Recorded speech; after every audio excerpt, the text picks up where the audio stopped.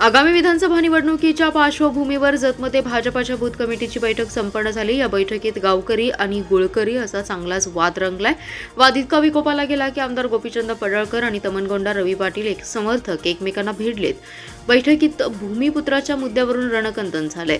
भूमिपुत्राचा मुद्दा मांडल्यामुळे आमदार गोपीचंद समर्थकांनी गोंधळ घालण्याचा प्रयत्न केला। भूमिपुत्र समर्थक आणि पडळकर यांचे कार्यकर्ते एकमेकांच्या अंगावर धावून गेले।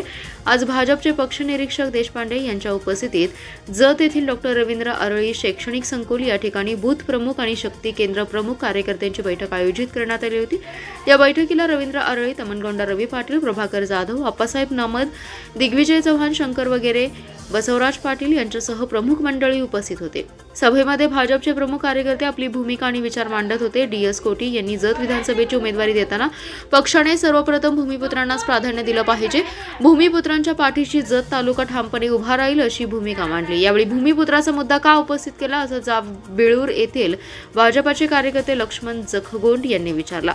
जखगोंड हे आमदार गोपीचंद पडळकर समर्थक असून त्यांनी वादावादीला सुरुवात केली। यावेळी जत तालुका सरपंच परिषदेचे माजी अध्यक्ष बसवराज पाटील यांनी हस्तक्षेप करण्याचा प्रयत्न केला। प्रत्येकाला आपलं मत मांडण्याचा अधिकार आहे, ते त्यांचे विचार मांडत आहेत। तुम्हाला दुसरा विषय मांडायचा असेल तर तुम्ही मांडा अशी भूमिका मांडली।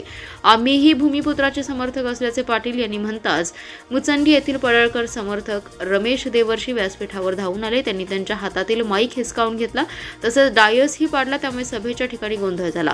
तमनगोंडा रवी पाटील यांचे भूमिपुत्र समर्थक कार्यकर्ते व्यासपीठावर धावून आले। त्यांनी रमेश देवर्षी यांची चांगली झुलाई केल्याची चर्चा आहे।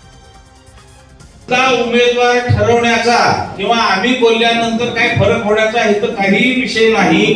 आपण फक्त शक्ती केंद्र प्रमुख, बूथ प्रमुख आणि सगळे एकत्र येऊन आपला मागच्या वेळी जो पराभव झाला ते सगळ्यात मी भोगलेला आहे। 30,000 मतं पडली, परंतु काय त्रास झाला हे मला माहिती आहे। पुन्हा पुन्हा हे होता कामा नये म्हणून आपण एकत्र आलेलो आहे।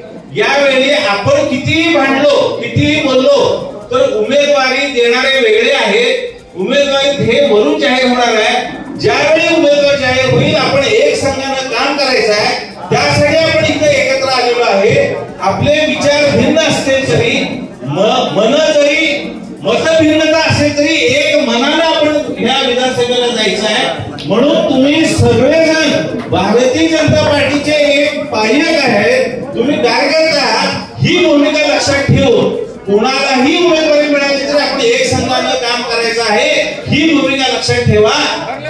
कृपया कोणी या जागेचा दुरुपयोग करू नका।